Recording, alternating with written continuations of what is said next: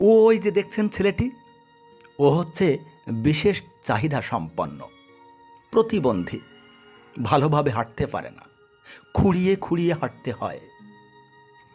ওই যে দেখছেন পাশে মেয়েটি, মেয়েটিও কিন্তু বিশেষ চাহিদা সম্পন্ন, অথচ ওরা স্বামী স্ত্রী।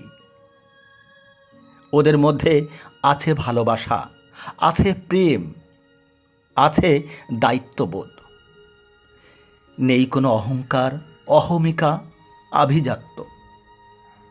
ওরা হচ্ছে একে অপরের সহযোগী, একে অপরের বন্ধু।